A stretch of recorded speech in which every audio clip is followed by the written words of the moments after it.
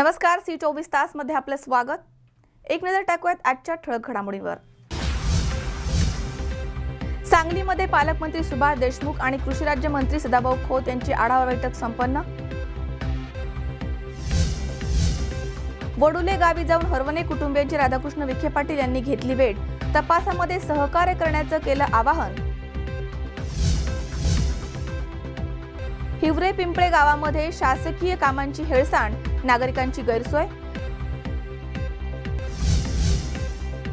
आणि शेतकऱ्याला कर्ज नाकारणाऱ्या बँकेवरती कारवाई करू, सहकार मंत्री सुभाष देशमुख यांचं वक्तव्य।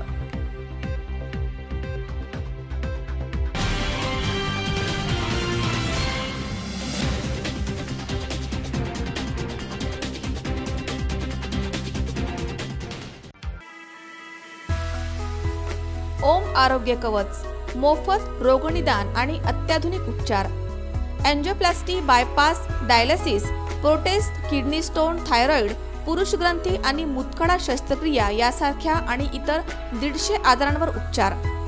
ओम हॉस्पिटल या खाजगी हॉस्पिटल मार्फत मोफत शस्त्रक्रिया केल्या जातील।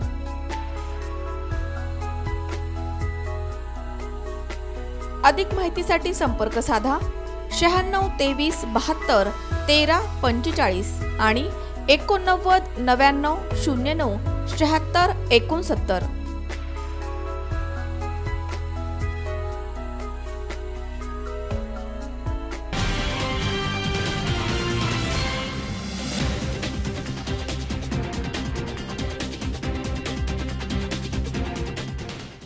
बातमीपत्रात आपलं स्वागत। पाहूया सविस्तर वृत्त।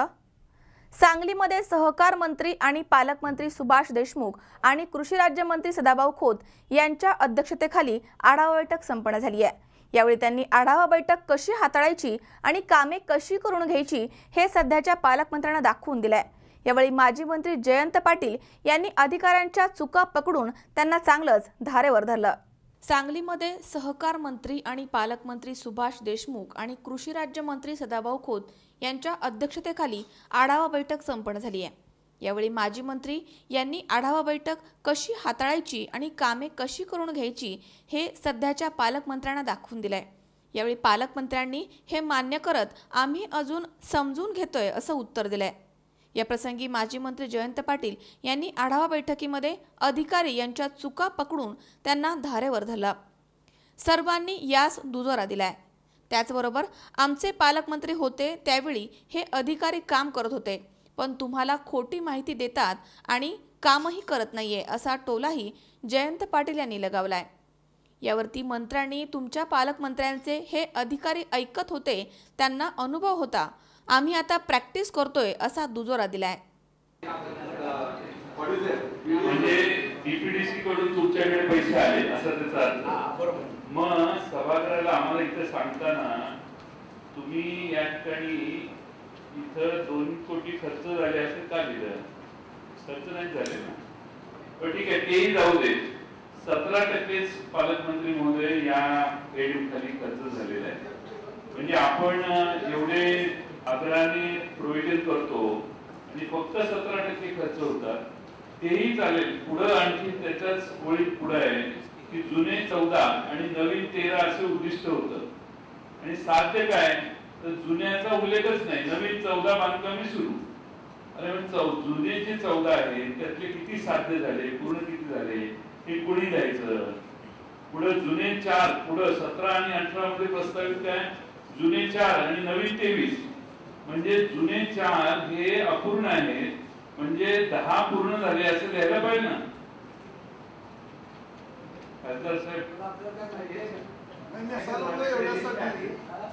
पाटील सर, पूर्वी पालकमंत्री मीटिंग घेत होते, 10 मिनिटात मीटिंग संपत होती। आम्ही एवढा वाव देते आमचे अध्यक्ष महोदय, माहिती विचारा आपण किती त्यांना बोलू त्यांना बोलत काही प्रॉब्लेम नाही।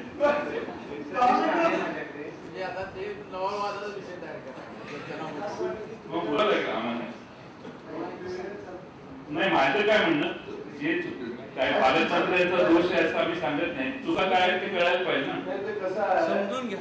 नाही, पूर्वीचा कायदा आहे की 2 वर्ष पैसे जिल्हा परिषद वर्ग केलं तर 2 वर्ष काम करत राहिलं तरी चालतं. असं कायदा दाखवा नाही, तासभर थांबतो मी कायदा दाखवा.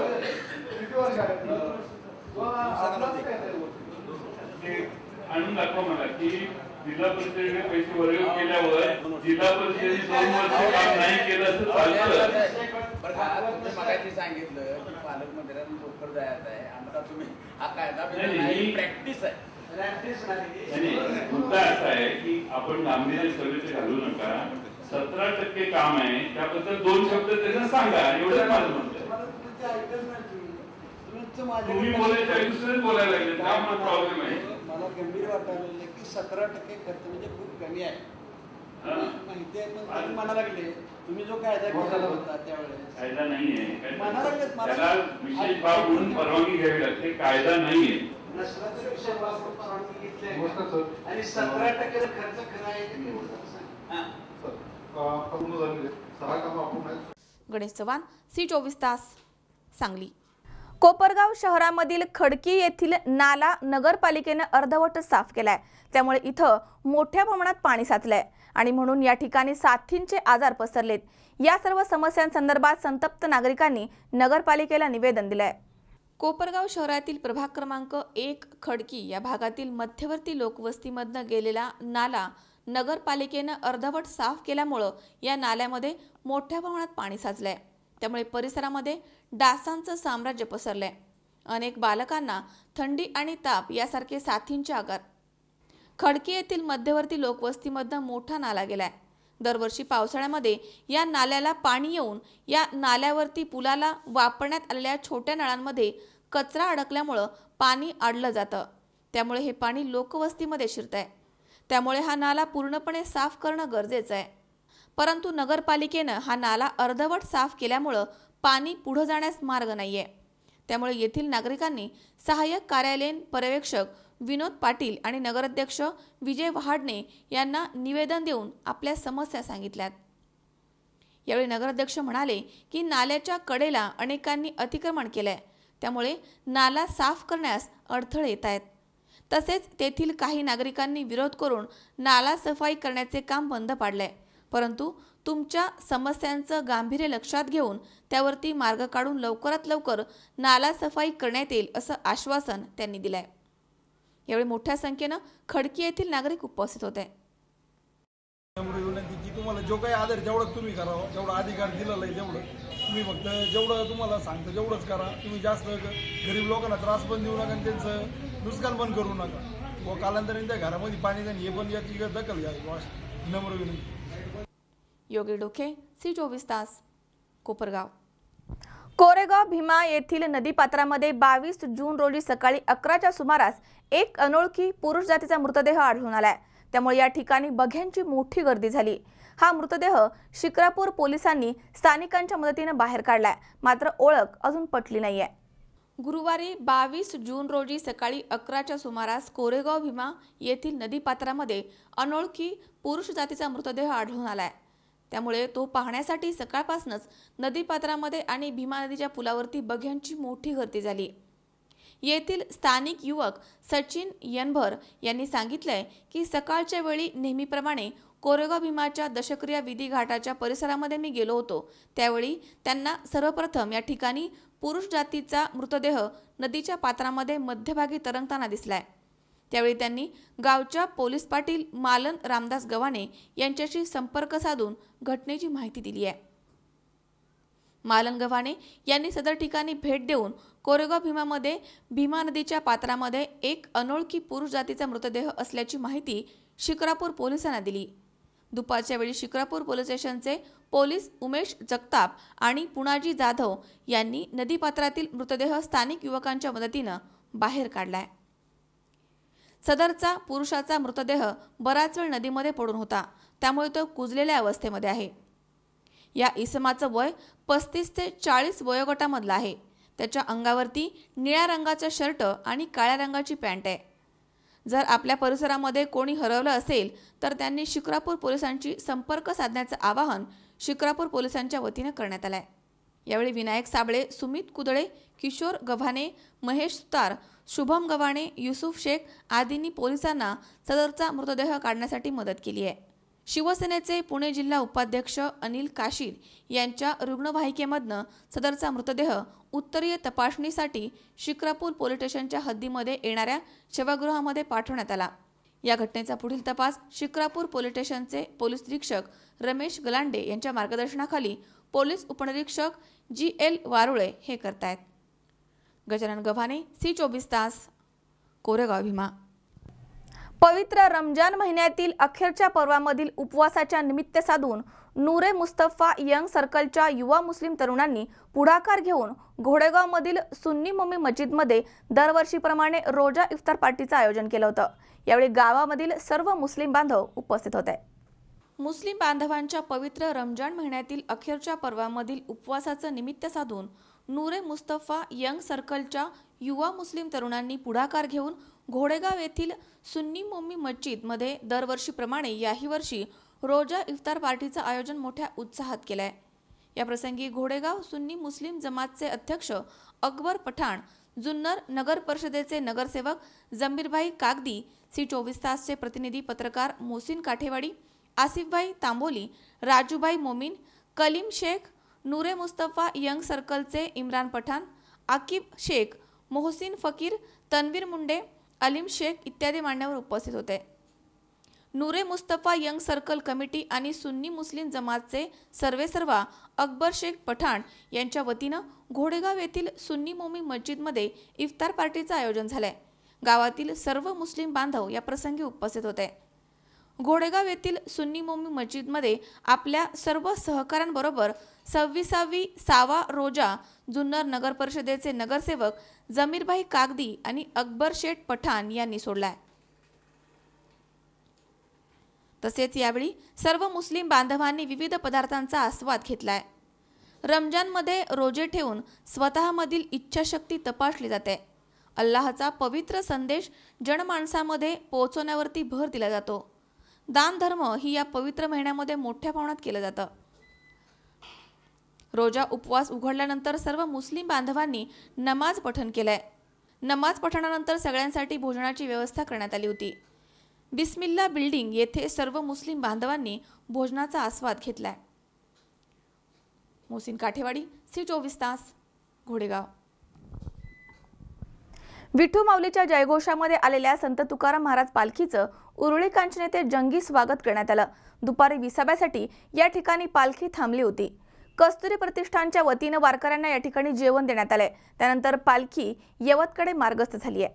टाळ वाजे, मृदंग वाजे, वाजे हरीची विणा, माऊली तुकोबा निघाले पंढरपुरा, मुखाने विठ्ठल विठ्ठल म्हणा असं म्हणत लोणी काळभोर येथील मुक्काम उरकून संत तुकाराम महाराज पालखीनं यवतकडे प्रस्थान केलंय.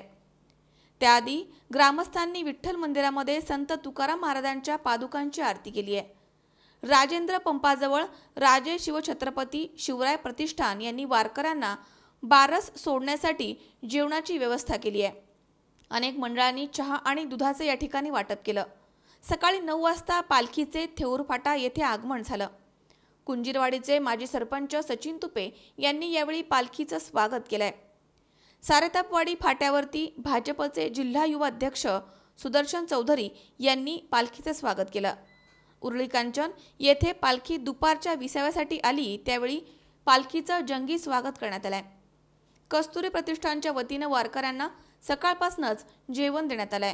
गेल्या 10 वर्षांपासून आम्ही वारकऱ्यांना जेवण देत आहोत असं कस्तुरी प्रतिष्ठानचे अध्यक्ष मिलिंद काळभोर यांनी सांगितलंय.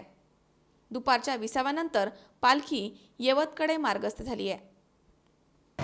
या पालखीच्या नियोजनासाठी सोरताबळी ग्रामस्थ या ठिकाणी उपस्थित आहेत.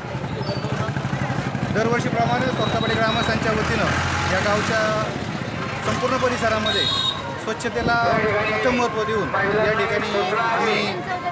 या ठिकाणी ग्रामपंचायतच्या वतीनं डस्टबिनची व्यवस्था केलेली आहे. सर्व वारकरी त्याचप्रमाणे या ठिकाणी असणारे सर्व भाविक यांना विनंती केली जाते की आपल्या हातातील जो काय कचरा असेल तो इतर स्थान फेकता या कचरा कुंडीमध्ये टाकावा आणि त्यानंतर या ठिकाणी भारतीय युवा मोर्चा.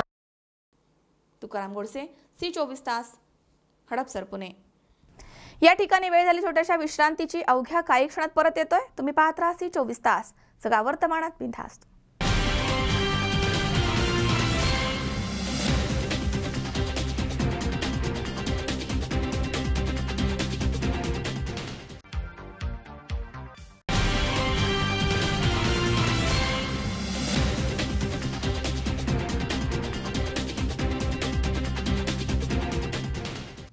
विश्रांतीनंतर बातमीपत्रात पुन्हा एकदा आपलं स्वागत. पाहूयात पुढची बातमी. शेवगावमधील हरवणे हत्याकांड हे मानवतेला काळिमा फासणार आहे. शासन या घटनेची गंभीर दखल घेत आहे, असं प्रतिपादन विरोधी पक्षनेते राधाकृष्ण विखे पाटील यांनी केलं आहे. ते शेवगावमधील वडुले या गावी हरवणे कुटुंबियांची भेट घेण्यास गेले होते. त्यावेळी ते बोलत होते. शेवगाव तालुक्यातील वडुले येथे सायंकाळी हरवणे कुटुंबाची विरोधी पक्षनेते राधाकृष्ण विखे पाटील यांनी भेट घेऊन त्यांचं सांत्वन केलंय. यावेळी विखे म्हणाले की लोक दहशतीखाली आहेत, मात्र सर्वसामान्यांना दिलासा मिळावा या दृष्टीनं तपास कार्य सुरू आहे. तपासाला थोडा वेळ लागू शकतो. जवखेडे घटनेच्या वेळी तपासाला वेळ लागला. ही घटना वेगळी असून हिचाही तपास निश्चितच लागेल. लोकांना काही माहिती असल्यास ती त्यांनी द्यायला हवी आहे. पोलिसांचा तपास योग्य दिशेनं सुरू आहे. गुन्हेगारांना शिक्षा ही होणारच असं आश्वासन त्यांनी यावेळी दिलंय. यावेळी त्यांच्या समवेत अप्पर पोलीस अधीक्षक स्थानिक गुन्हे अन्वेषणचे दिलीप पवार, पोलीस उपअधीक्षक अभिजित शिवथरे, पोलीस निरीक्षक सुरेश सपकाळे, तहसीलदार संदीप पाटील, पंचायत समितीचे सभापती डॉक्टर क्षितिज घुले, वसंत कापरे, युवराज नरवडे, काकासाहेब नरवडे, भीमराज सागडे, भाऊसाहेब पाखरे, आदिनाथ उमाळ, सोपान काळे आदी उपस्थित होते. अतिशय दुर्दैवी घटना होती. अंगाला शहारे आणणारी आहेत, परंतु म्हणजे मानवतेला सुद्धा अतिशय काळिमा फासणारी घटना आहे. निरपराध लोकांचं या ठिकाणी बळी गेलेलं आहे आणि याचं दुःख तर सर्वांनाच आहे. निष्कलंक अशा प्रकारचं त्यांचा संपूर्ण जीवनपट होता, ही काही माहिती मला मिळाली. आपल्या मुलांना शिकवावं, मोठं करावं, परंतु दुर्दैवानं जी घटना घडली निश्चितच याची गंभीर दखल आता शासनाला घेतली. आता जी मी माहिती घेतोय आणि आता पोलीस विभागानं बक्षीसही जाहीर केलेलं आहे. तपास लवकर लागावा आणि आरोपींना शिक्षा व्हावी ही जी आता सगळ्यांचीच मागणी आहे. राज्य शासनाला काय सांगायचं? तपास लवकर पूर्ण करावा, कारण लोक दहशतीखाली आहेत आणि त्या लोकांमध्ये एक प्रकारचे जे दहशत जी आहे ती कमी व्हावी आणि सर्वसामान्य माणसाला त्यातून दिलासा मिळावा. परंतु लोकांची दहशत कमी होण्यापेक्षा असं नाही वाटत तुम्हाला? या घटनेत त्याचा काही संबंध नाही. त्याचं की विरोधी पक्ष कुठे? आम्हाला या प्रश्नात काही राजकारण आपण आणू नये याची माझी विनंती आहे. प्रेशर कुठे? याच्यात प्रश्नच नाही ना. जसं की आज जसं आता मी मगाशी जवखेडच्या घटनेचा उल्लेख केला, त्या ठिकाणी सुद्धा थोडा वेळ गेला, पण आरोपी शेवटी निष्पन्न झाले. पण ही घटना जी घडलेली ही अतिशय एक ती वेगळी आहे पूर्णपणे. मला असं वाटतं की राजकीय भूमिका बाजूला ठेवून आता मुख्य या घटनेमागचं जे कारण काय आहे, तिथं मुख्य आरोपी कोण आहेत हे आता ताबडतोबीनं त्याचा तपास लागला पाहिजे. जसं पोलीस अधिकारी तपास करतायत त्या पद्धतीने जनतेला सुद्धा माझं आव्हान आहे की त्यांच्याकडे काय संदर्भात माहिती असेल त्यांनी सुद्धा प्रशासनाला दिली पाहिजे. आणि मग शेवटी विरोधी पक्षाची जी भूमिका आहे त्या ठिकाणी शासनाच्या काही कमतरता आहेत, उणिवा आहेत, हा विषय इथं नाहीच येत ना. विरोधी पक्ष पावसाळ्या अधिवेशनात आवाज उठवणार आहे घटनेचा? नाही, आता तपास कसा लागतो त्याच्यावर ठरून. संदीप देहाडरा, सालीम शेख, सी 24 तास, शेवगाव. हिंगोली जिल्ह्यामधील शिरड शहापूर येथील प्लॉटचा फेरफार करून 8 नंबरचा नमुना देण्यासाठी 2000 रुपयांची लाच घेताना ग्रामसेवकास लाचलुचपत विभागानं रंगेहात पकडलंय. या ग्रामसेवकावरती गुन्हा दाखल करण्यात आलाय. हिंगोली जिल्ह्यातील शिरड शहापूर येथील प्लॉटचा फेरफार करून 8 नंबरचा नमुना देण्यासाठी 2000 रुपयांची लाच घेताना सापळा रचून लाचलुचपत विभागानं ग्रामसेवकाला रंगेहात पकडलाय. आरोपी ग्रामसेवक समर्थ लक्ष्मण माळे असं लाच घेतलेल्या ग्रामसेवकाचं नाव आहे. पोलीस उपअधीक्षक सुनील जैतापूरकर यांच्या मार्गदर्शनाखाली पोलीस निरीक्षक पाटील, देशमुख, शेख उमर, सुभाष आढाव, उपरे, पंडितकर, खेबाळे या पथकानं ही कारवाई केली आहे. आरोपी ग्रामसेवक माळे यांच्यावर गुन्हा दाखल करण्यात आलाय. हिंगोली जिल्ह्यातील शिरड शहापूर येथे ग्रामसेवक कार्यरत होता. उमेश चक्कर, C24 तास, हिंगोली. मुख्यमंत्र्यांचा दरवाजा शेतकऱ्यांसाठी मी खुला करून दिलाय. उगाच माझ्या नावाचा ढोल वाजवू नका, अशी प्रतिक्रिया कृषी राज्यमंत्री सदाभाऊ खोत यांनी सांगलीमध्ये प्रसार माध्यमांशी बोलताना व्यक्त केली आहे. मुख्यमंत्र्यांच्या दरवाजापर्यंत पोहोचण्यासाठी शेतकऱ्यांना आधी रक्त सांडावं लागत होतं, पण मी तोच मुख्यमंत्र्यांचा दरवाजा शेतकऱ्यांसाठी कधी नव्हे तो खुला करून दिलाय. हे सदाभाऊंनी करून दाखवलंय. उगाचच माझ्या नावानं कोणीतरी ढोल वाजवू नका. सदाभाऊ खोत हा शेतकऱ्यांच्या विरोधात नाहीये, अशी प्रतिक्रिया सदाभाऊ खोत यांनी दिली आहे. ते सांगलीमध्ये प्रसार माध्यमांशी बोलत होते. राजू शेट्टी यांनी कोणत्याही पदासाठी आजपर्यंत काम केलं नाहीये. तो कोणत्याही पदासाठी हव्यासाचा माणूस नाही, कारण मी त्या माणसाला जवळून पाहिलंय. त्यामुळे राजू शेट्टी मंत्रिपदासाठी पावले उचलत नाहीये, असं देखील सदाभाऊ खोत यांनी सांगितलंय. तर आंदोलन सुरू झाल्याबरोबर पुणतांब्या गावातल्या सामान्य शेतकऱ्यांच्यावर सुद्धा 5-5 तास मुख्यमंत्री यांनी 2 वेळा बोलण्यासाठी वेळ दिला. यापूर्वी मी अनेक आंदोलन केलेली आहेत. पंढरपूर ते बारामती 7 दिवस मी चालत आलो, पण त्यावेळच्या सहकार मंत्र्यांनी साधा फोनही केला नव्हता. बारामतीला येऊन बसलो. 5 दिवस आम्हाला कोण विचारलंही नव्हतं तुम्ही का बसलाय म्हणून. आणि नंतर पुन्हा लोक ज्यावेळी रस्त्यावर आले त्यावेळी कुठंतरी सहकार मंत्र्यांनी पुण्याला बैठकीला बोलवलं आणि आम्ही त्या ठिकाणी आंदोलनाची समाप्ती केली. त्याच्यानंतर 2012ला इंदापूरच्या सहकारी साखर कारखान्याच्या समोर आम्ही बसलो. त्या ठिकाणी 5 दिवस बसलो, पण ज्या कारखान्याच्या समोर बसलो त्यानंही आम्हाला विचारलं नव्हतं तुम्ही का बसलेला आहे. तिथून आम्हाला डायरेक्ट उचललं आणि येरवड्याच्या जेलमध्ये टाकलं आणि संपूर्ण आंदोलन महाराष्ट्रामध्ये भडकलं. परंतु येरवड्याच्या जेलमधनं बाहेर आल्यानंतर पाच होतं, कारण मी दिसलो पाहिजे कोणतरी याला लागलेला आहे. आणि म्हणून मग सदाभाऊ त्या ठिकाणी हा शेतकरी विरोधी आहे अशी भूमिका रंगवत होती. सदाभाऊ शेतकरी विरोधी नव्हता.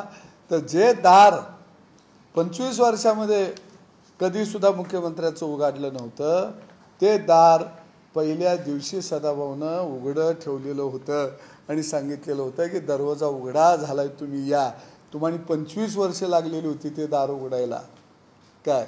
पण इथं दरवाजा मी त्या ठिकाणी एक शेतकऱ्याचा प्रतिनिधी म्हणून गेलो आणि मुख्यमंत्र्याचं दरवाजा मी उघडा केलेला होता आणि सांगितलं की आता तिकडं काही करत बसू नका, इकडे या. कारण दरवाजा उघडायसाठी आम्ही रक्त सांडत होतो, पण रक्त न सांडता दरवाजा उघडलेला होता. आणि हे खऱ्या अर्थानं या इतर आंदोलनातल्या आणि या आंदोलनातला फरक काय असेल तर ह्यावेळी सरकार संवेदनशील झालेलं होतं आणि तो प्रश्न जाणून घेऊन सोडवायचा प्रयत्न करायच्या मानसिकतेमध्ये होतं.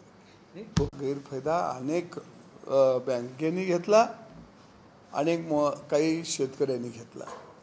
तर या पद्धतीनं 2008च्या कर्जमुक्तीसारखी परिस्थिती या कर्जमुक्तीची होऊ नये ही भूमिका सरकारची आहे.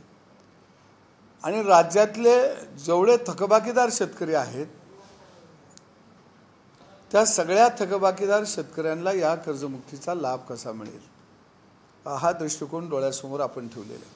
2008ची जी कर्जमुक्ती झालेली होती ती 5 एकराच्या आतल्या शेतकऱ्यांची झालेली होती, म्हणजे हे सगळ्यात महत्त्वाचं आहे. आणि ती कर्जमुक्ती होती 36,79,000 शेतकऱ्यांना झाली ती. 36,79,000 शेतकऱ्या. आणि ती कर्जमुक्ती झालेली होती 6,900 कोटी रुपयाची. वर काहीतरी थोडा आकडा होता, म्हणजे ती आपण 7,000 कोटी लमसम मिळतो. परंतु ही कर्जमुक्ती ही 5 एकराच्या वरच्याही शेतकऱ्याला या कर्जमुक्तीचा लाभ मिळणार आहे. म्हणजे 5 एकराच्या वरचे जे शेतकरी, जे थकबाकीदार शेतकरी आहेत त्यांनाही या कर्जमुक्तीचा लाभ मिळणार आहे. एवढंच नाही तर पूर्वीच्या त्यावेळच्या सरकारनं 20,000 रुपयेपर्यंत नियमित कर्ज भरणाऱ्या शेतकऱ्यांच्यासाठी त्यावेळी पॅकेज दिलेलं होतं 20,000 रुपयेपर्यंत. आणि तो फायदा लाभ त्यावेळी जो झालेला होता तो 21 लाख शेतकऱ्यांना झालेला होता राज्यातल्या. परंतु 2008 साली कर्जाच्या मर्यादा सुद्धा कमी होती. आता 2016 जर आपण बघितलं तर कर्जाची मर्यादा, पीक कर्जाची मर्यादा ही दुप्पटपासून तिपटीपर्यंत झालेली आहे. कारण 2008 साली जे थकलेलं कर्ज होतं ते मागचं होतं, तर पाठीमागं कर्ज मर्यादा सुद्धा फार कमी होती. पण आत्ताची कर्जाची मर्यादा ही मोठी आहे. मग ती द्राक्षाची असेल, डाळिंबची असेल, ती 4-5 सुद्धा कर्जाची मर्यादा वाढलेली आहे. आणि म्हणून ही जी कर्जमुक्ती आहे, ही कर्जमुक्ती मागच्या कर्जमुक्तीपेक्षा निश्चितपणानं ही तिपटीपेक्षा जास्त असणार. गणेश चव्हाण, C24 तास, सांगली. कोपरगाव नगरपालिका सर्व कर्मचारी आणि अधिकारी यांच्या विशेष मदतीनं कोपरगाव शहर हागणदारी मुक्त करण्यासाठी कसोटीने प्रयत्न करण्यात आले. दरम्यान सर्वेक्षणानंतर केंद्र शासनानं कोपरगाव शहर हागणदारी मुक्त झाल्याची अधिकृत घोषणा केली आहे आणि अधिकृत प्रशस्ती पत्रक देखील प्रदान करण्यात आलंय. महाराष्ट्र शासनाच्या स्वच्छ महाराष्ट्र अभियानाअंतर्गत कोपरगाव नगरपालिकेनं 2 ऑक्टोबर 2016 रोजी कोपरगाव नगरपालिका कोपरगाव शहर हागणदारी मुक्त झाल्याचं जाहीर केलं होतं. त्यानुसार नुकतेच कोपरगाव नगर परिषदेचे थर्ड पार्टी ऑनलाईन सर्वेक्षण करण्यात आलंय. 29 मे रोजी सदरचं सर्वेक्षण पूर्ण झाल्यानंतर या टीमनं कोपरगाव शहर हागणदारी मुक्त झाल्याचं शिक्कामोर्तब केलंय. या संदर्भातील प्रशस्ती पत्रक कोपरगाव नगरपालिकेला सुपूर्द करण्यात आलंय. सार्वत्रिक निवडणूक 2016 रोजी संपन्न झाल्यानंतर नगरपालिकेचे जिल्हास्तरीय आणि राज्यस्तरीय समितीमार्फत सदरच्या कामकाजाची तपासणी केली होती. सदरचं सर्वेक्षण अहमदनगर जिल्ह्यामध्ये फक्त कोपरगाव नगर परिषदेमध्ये करण्यात आलं. या सर्वेक्षणानंतर केंद्र शासनानं नगरपालिकेला कोपरगाव शहर हागणदारी मुक्त झाल्याचं अधिकृत प्रशस्तीपत्रक प्रदान केलंय. याबाबत प्रत्येक नगरपालिकेची तपासणी शासनाकडनं दर 6 महिन्याला करण्यात येणार आहे. स्वच्छ आणि सुंदर शहर ही संकल्पना सत्यामध्ये उतरवण्यासाठी पालिकेचे मुख्याधिकारी यांच्यासह सर्व कर्मचारी अधिकारी यांनी अहोरात्र काम केलंय आणि करतायत. शासन हागणदारी मुक्तीसाठी विविध स्तरावरती उपाययोजना आणि जनजागृती करताय. तीच जबाबदारी पालिका प्रशासनानं म्हणजे मुख्याधिकारी शिल्पा दरेकर यांनी स्वीकारून सर्व कर्मचारी आणि अधिकारी यांच्या विशेष मदतीनं हागणदारी मुक्तीसाठी कंबर कसली. नागरिकांना शौचालय बांधण्यासाठी विनंती केली. तसेच शासनाचे विविध प्रकारच्या योजनांची माहिती देऊन शौचालय बांधावे यासाठी चित्रपटातील आधुनिक डायलॉगबाजी करून त्याद्वारे प्रबोधन देखील करण्यात आलं. गेल्या काही महिन्यांपासून शहर हागणदारी मुक्त करण्यावरती पालिकेचा भर होता. त्यानुसार जवळपास 100% हागणदारी मुक्त शहर होण्याच्या मार्गावर आहे. यासाठी पालिकेतील सर्व कर्मचाऱ्यांची आणि शहरातील नागरिकांची साथ मिळाल्यामुळे हे काम शक्य झालंय. प्रशासनाला केलेल्या सहकार्याबद्दल मुख्याधिकारी शिल्पा दरेकर यांनी नागरिकांना धन्यवाद दिलेत आणि केंद्र शासनाच्या आणि राज्य शासनाच्या कार्यक्रमामध्ये असाच सहभाग नोंदवावा आणि स्वच्छ भारत संकल्पना प्रत्यक्षामध्ये उतरवण्यासाठी असंच सहकार्य यापुढेही करावं असं आवाहन केलंय. यावेळी कोपरगाव नगरपालिकेचे कर्मचारी आणि अधिकारी मोठ्या संख्येने उपस्थित होते. महाराष्ट्र शासनाच्या स्वच्छ महाराष्ट्र मिशन कार्यक्रमांतर्गत कोपरगाव नगरपालिकेने 2 ऑक्टोबर 2016 रोजी कोपरगाव शहर हे हागणदारी मुक्त शहर झाल्याचं जाहीर केलेलं होतं. त्यानुसार सार्वत्रिक निवडणूक 2016 संपन्न झाल्यानंतर नगरपालिकेचे जिल्हास्तरीय आणि राज्यस्तरीय समितीमार्फत पाहणी होऊन त्यांनी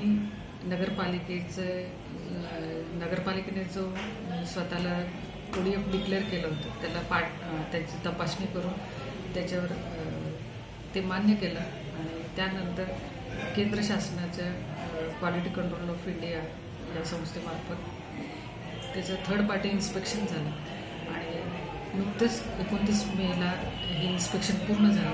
त्यावेळेला त्यांनी या गोष्टीचं शिक्कामोर्तब केलेलं आहे की कोपरगाव शहर हे हागणदारी मुक्त झालेलं आहे आणि याच्या संदर्भातलं सर्टिफिकेट नुकतंच नगरपालिकेला काल मिळालेलं आहे. आता दर 6 महिन्यांनी याबाबतची तपासणी शासन प्रत्येक नगरपालिकांची करणार आहे.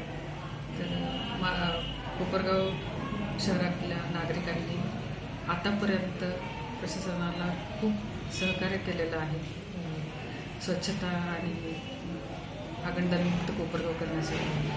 तर या निमित्ताने मी सर्व नागरिकांना धन्यवाद देते, त्यांचं अभिनंदन करते आणि त्यांनी केंद्र शासनाने महाराष्ट्र शासनाच्या या कार्यक्रमासाठी असाच आपलं सहभाग नोंदवावा आणि स्वच्छ कोपरगाव ही संकल्पना प्रत्यक्षात आणण्यासाठी सहकार्य करावं विनंती.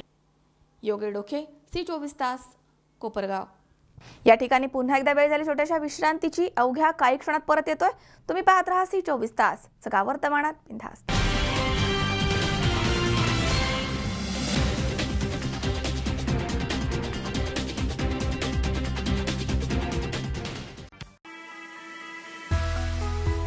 ओम आरोग्य कवच, मोफत रोगनिदान आणि अत्याधुनिक उपचार.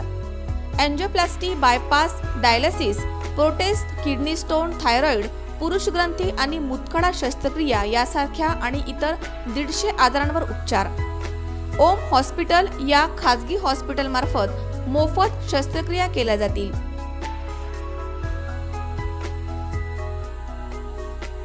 अधिक माहितीसाठी संपर्क साधा 96 23 72 13 45 आणि 89 99 09 76 69.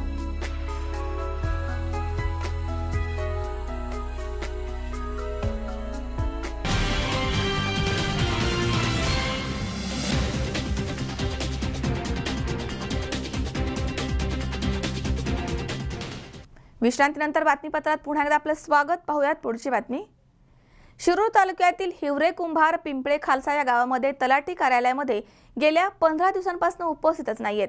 त्यामुळे विद्यार्थी, नागरिक आणि पालक यांची मोठी गैरसोय होतीये.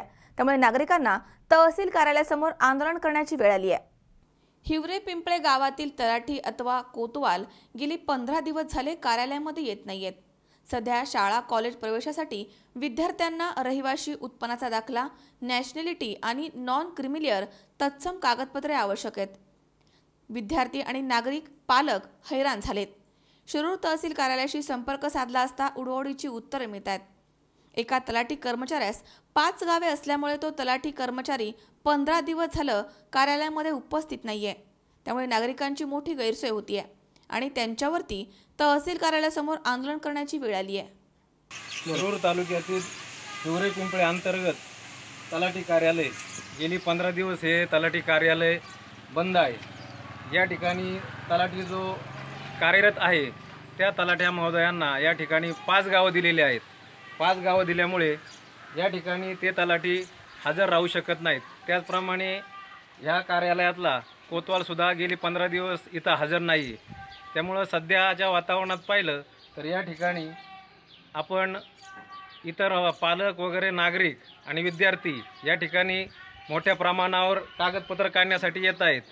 शाळांचे आणि कॉलेजांची प्रवेश प्रक्रिया चालू असताना या ठिकाणी मुलांना पुढील प्रवेशासाठी इथे सगळ्या प्रकारची कागदपत्रांची, त्यामध्ये रहिवाशी दाखला असो किंवा नॉन क्रिमिलियर असो किंवा उत्पन्नाचे दाखले असो, या प्रकारचे सर्व दाखले या ठिकाणी विद्यार्थ्यांना अत्यावश्यक असताना आणि प्रशासनाला गेली 15 दिवस सर्वजणांनी सांगितले असताना या ठिकाणी ह्या कार्यालयामध्ये कुणी येतही नाही आणि कुणी लक्ष देत नाही. त्यामुळं सगळे नागरिक, पालक आणि विद्यार्थी या ठिकाणी हैराण झाले आहेत. आम्हाला प्रशासनाला ही गोष्ट आम्ही सांगू इच्छितो की आमच्या मुलांचे व इतरांचे सुद्धा, नागरिकांचे कोणाचे हाल होऊ नयेत, त्यासाठी प्रशासनाने लवकरात लवकर या ठिकाणी पाऊल उचलावं आणि योग्य ती नोंद घेऊन 2 दिवसानंतर हे कार्यालय चालू करावं. अन्यथा इथं या ठिकाणी सगळे नागरिक जमा होऊन तहसील कार्यालयात निवेदन देऊन या ठिकाणी आंदोलन करण्यात येईल, अशी सर्व ग्रामस्थांची आणि महिला भगिनींची या ठिकाणी भूमिका आहे. याची नोंद घेतली जावी. नमस्कार. सूर्यकांत शिर्के, C24 तास, शिक्रापूर. पाथर्डीमध्ये समर्थ लॉन्स येथे रामपीर सेवा प्रतिष्ठानच्या वतीनं ड्रामा जागरण आयोजित करण्यात आला होता. यावेळी संस्कार सत्संग चॅनलचे सुप्रसिद्ध गायक दिनेश शर्मा यांच्या सुमधुर वाणीमधनं भक्तिगीतांचा कार्यक्रम संपन्न झालाय.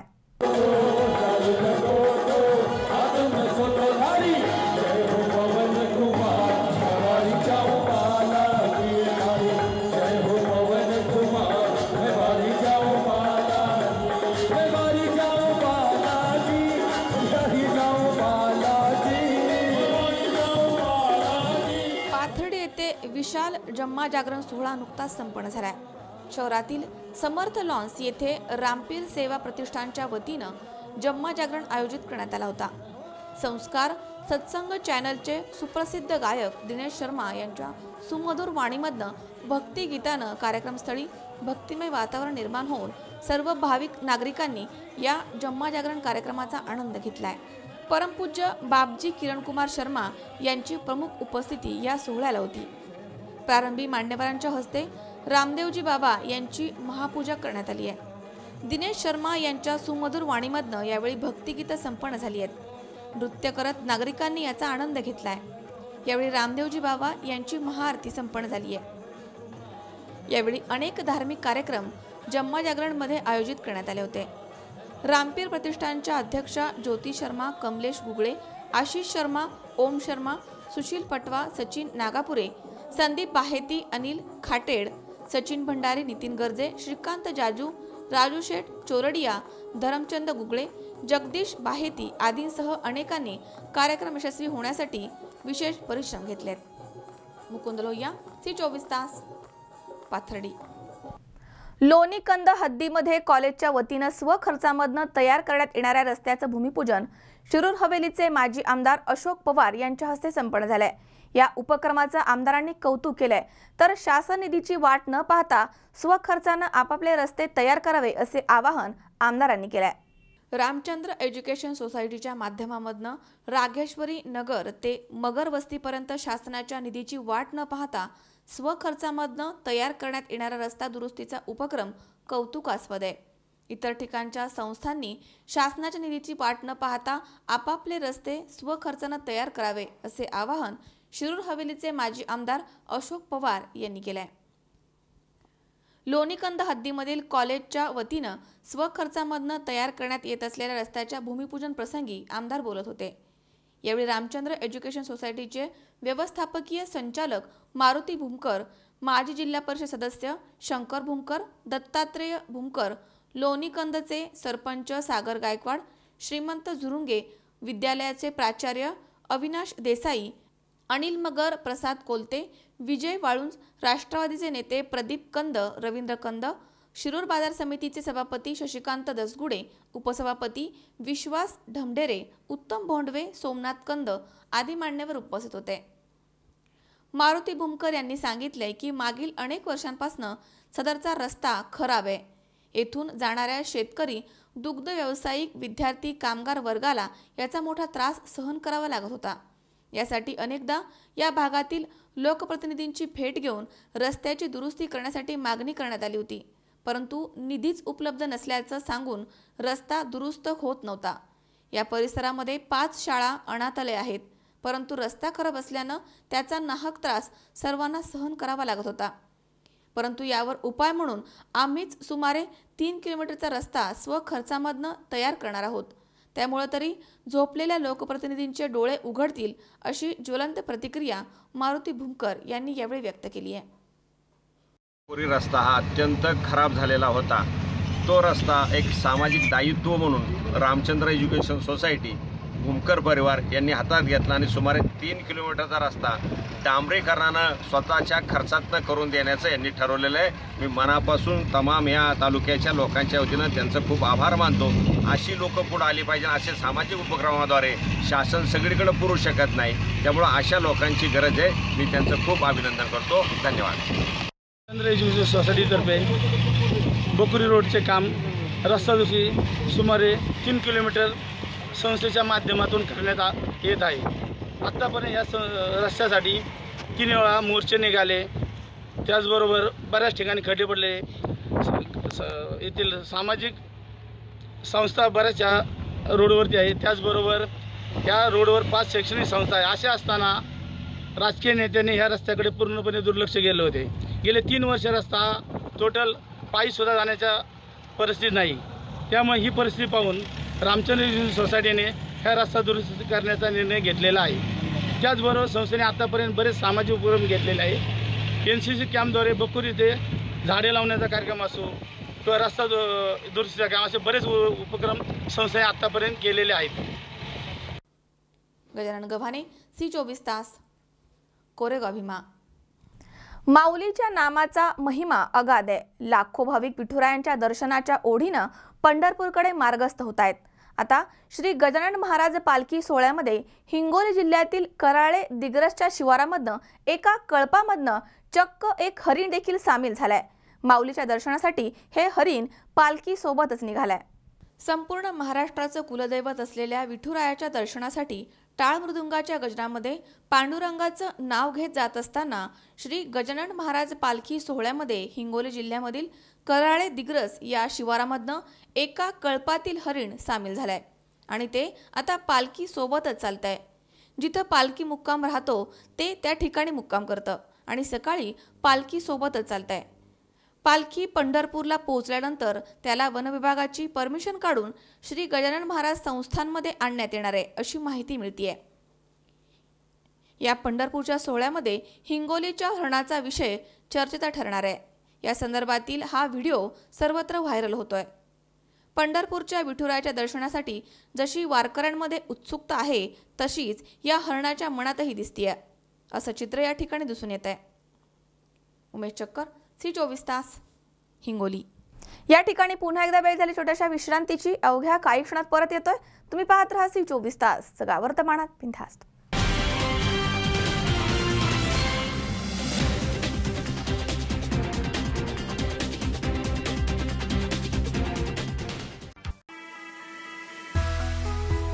ओम आरोग्य कवच, मोफत रोगनिदान आणि अत्याधुनिक उपचार. Angioplasty, bypass, dialysis, prostate, kidney stone, thyroid, पुरुष ग्रंथी आणि मुतखडा शस्त्रक्रिया यासारख्या आणि इतर 150 आजारांवर उपचार. ओम हॉस्पिटल या खाजगी हॉस्पिटल मार्फत मोफत शस्त्रक्रिया केल्या जातील.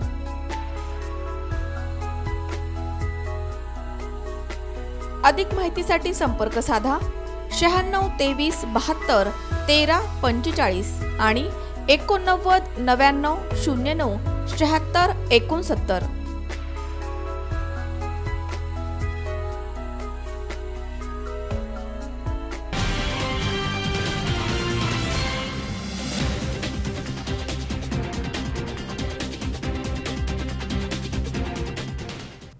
विश्रांतीनंतर बातमीपत्रात पुन्हा एकदा आपलं स्वागत. पाहूयात पुढची बातमी. सरकार सरसकट कर्जमाफी करण्यास प्रयत्नशील आहे. कर्जमाफीमध्ये काही जाचक अटी आढळल्यास त्यामध्ये काही बदल करण्यात आलेत. याशिवाय सर्व बँकांना शेतकऱ्यांना तात्काळ 10,000 देण्याचे आदेश देण्यात आलेत. जर कुठली बँक शेतकऱ्याला कर्ज देत नसेल तर त्या बँकेवरती कायदेशीर कारवाई करण्यात येईल असं आश्वासन सहकार मंत्री सुभाष देशमुख यांनी दिलंय. सरकार कर्जमाफी करण्याच्या तयारीत आहे. सरसकट कर्जमाफी करण्यासाठी प्रयत्नशील आहे. तसेच कर्जमाफीमध्ये काही जाचक अटी आढळल्यास त्यामध्ये काही बदल केले आहेत. त्यामध्ये 4 चाकी गाडीची अट, पंचायत समिती सदस्य अशा अनेक अटी रद्द करण्यात आल्यात. याशिवाय सर्व बँकांना शेतकऱ्यांना ताबडतोब 10,000 देण्याचे आदेश देण्यात आलेत. जर कुठली बँक शेतकऱ्याला कर्ज देत नाहीये त्या बँकेवरती कायदेशीर कारवाई करण्यात येईल असा इशारा सहकार मंत्री आणि पालकमंत्री सुभाष देशमुख यांनी दिलाय. ते सांगलीमध्ये आढावा बैठकीदरम्यान बोलत होते. गेल्या सरकारनं कर्जमाफी केली तशी परिस्थिती होऊ नये म्हणून आमचा प्रयत्न सुरू आहे. गेल्या सरकारनं 5 एकरच्या आतील शेतकऱ्यांना कर्जमाफी केली होती. त्यामध्ये 36,79,000 शेतकऱ्यांना कर्जमाफी करण्यात आली होती. ही कर्जमाफी 6,900 कोटींची होती. पण आम्ही जी कर्जमाफी करणार आहोत ती 5 एकर वरच्या शेतकऱ्यांची असल्याचं कृषी मंत्री सदाभाऊ खोत यांनी सांगितलंय. मला असं वाटतं की राज्यातल्या सर्व सहकारी बँकेना सुद्धा मी विनंती पुढच्या काळामध्ये करणार आहे की आज सुद्धा मला जे आम्ही सुलभ पीक कर्ज आम्ही योजना राबवलेली आहे. ही सुलभ पीक कर्ज योजनासुद्धा नावीलाजान राबवायची पाळी येते का तर राज्यातल्या विविध कार्यकारी सोसायट्या ह्या ज्या अडचणीत आहे त्या बंद पडलेल्या आहेत, त्या कागदावरती काय आहे आणि त्या कर्ज जिल्हा मध्यवर्ती बँकेचा देऊ शकत नाहीत. शेतकऱ्याची अडचण येते आणि म्हणून आम्ही आमचे कर्जदार हे सहकारी बँक सोडून आम्ही राष्ट्रीयकृत बँकेकडे द्यायला लागलेलं आहे. हे वेदना होतात. तरी परंतु पुढच्या काळामध्ये या सर्व सहकारी बँका चांगल्या कशा राहतील, कार्यक्षम कशा चालतील, सहकारावरती जनतेचा विश्वास कसा वाढेल याच्यासाठी आपण कटाक्षानं प्रयत्न करावा लागणार आहे. आणि म्हणून माझी आपल्यातर्फे सर्व शिक्षकांना सर्वांना विनंती आहे, पुढच्या काळामध्ये आपण सहकार या विभागावर, सहकार क्षेत्रावरती विश्वास ठेवून सर्व पगारी या जिल्हा मध्यवर्ती बँकेत त्या ठिकाणी करून घ्यावेत असं मला वाटतं. ज्या बँका अशा करत असतील, आपल्या माध्यमातून सर्व शेतकऱ्याला मी विनंती करतोय, मी माझा मोबाईल नंबर तर दिलेलाच आहे, हेल्पलाईन सुरू केलेली आहे, या दोन्हीचा उपयोग करावा. त्या ठिकाणचे तालुक्याचे तहसीलदार असतील, तालुक्याचे AR असतील किंबहुना जिल्हा उपनिबंधक आणि जिल्हाधिकारी यांनाही आपण संपर्क करावा.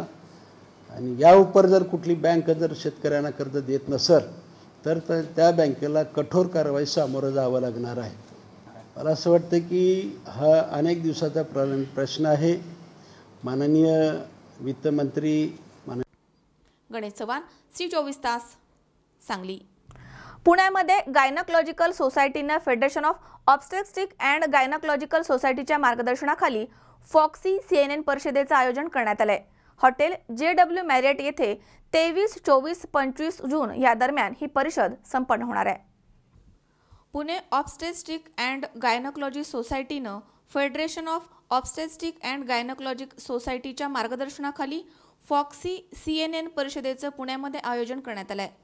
ही परिषद 23, 24, 25 जून 2017 रोजी हॉटेल JW मॅरियट येथे संपन्न होणार आहे. या परिषदेमध्ये या क्षेत्रामध्ये झालेली नवीन प्रगती, निर्माण झालेले वाद, नवे पुरावे या विषयावरती चर्चा होणार आहे. मुख्य परिषद ही 24 आणि 25 जूनला होणार आहे. यामध्ये भारतामधील 1000हून अधिक स्त्रीरोग तज्ज्ञ सहभागी होतील. यामध्ये या क्षेत्रातील नवीन घडामोडी आणि चर्चा करत रुग्ण व्यवस्थापनाबाबत आपलं कौशल्य सुधारण्याचा प्रयत्न केला जाणार आहे. यावेळी होणाऱ्या पॅनल डिस्कशनमध्ये 350हून अधिक भारतातील आणि भारताबाहेरील तज्ज्ञ सहभागी होतील.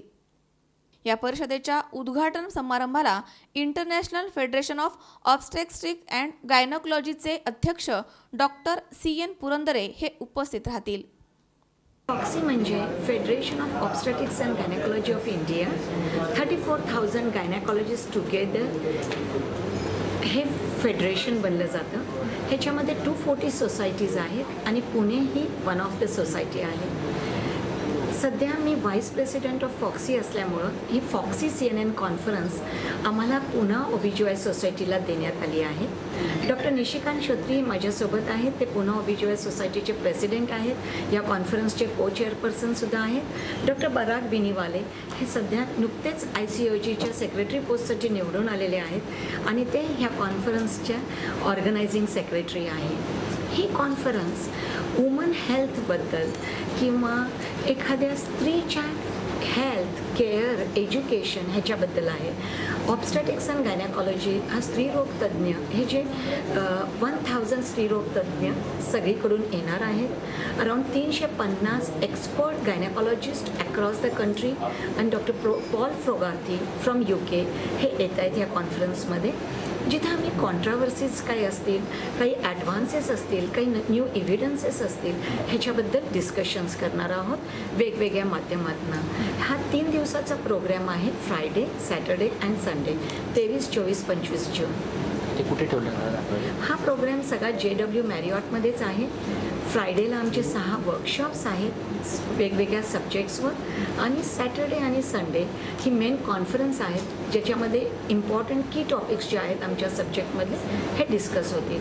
Foxy president doctor Reshma Pai, FOGSI secretary general doctor Rishikesh Pai, joint secretary doctor Jaydeep टांग हे सगळेजण ह्या कॉन्फरन्सला येणार आहेत. फॉक्सीचे 5 प्रेसिडेंट्स जे आहेत ते सुद्धा या कॉन्फरन्सला आहेत.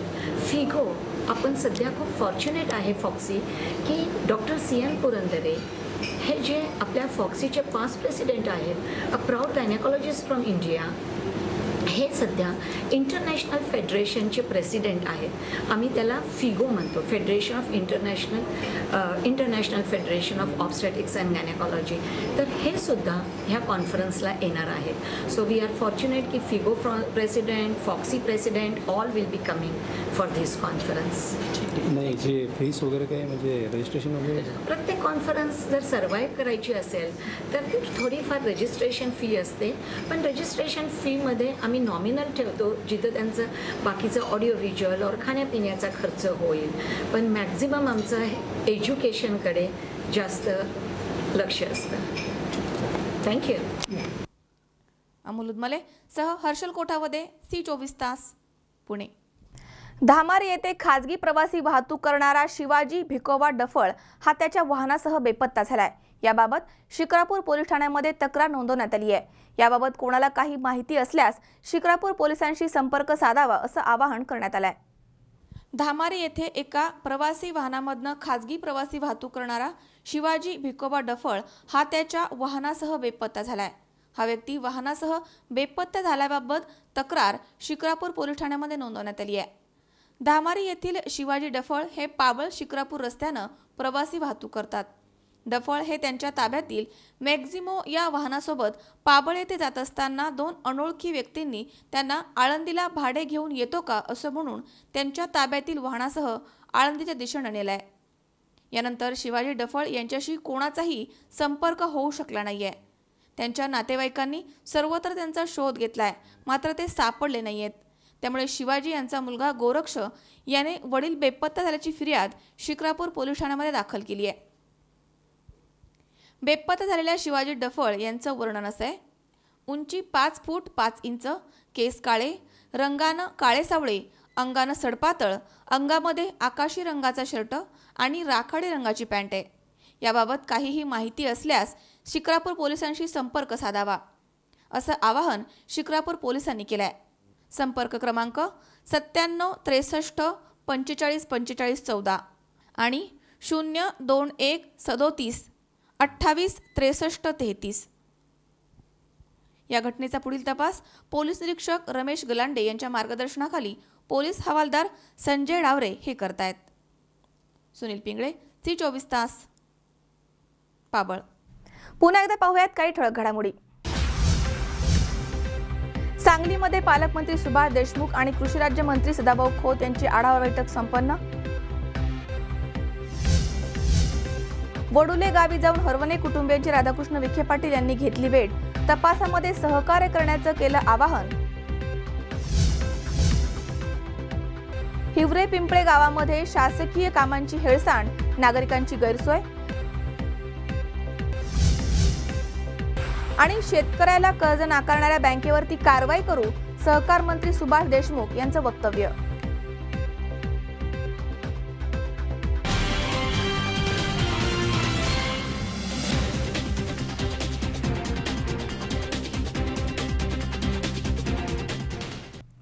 याचबरोबर बातमीपत्रात आज वेळ झाली इथेच थांबण्याची. ताज्या अपडेटसाठी बघत राहा C24 तास. सकाळ वर्तमानात बिनधास्त.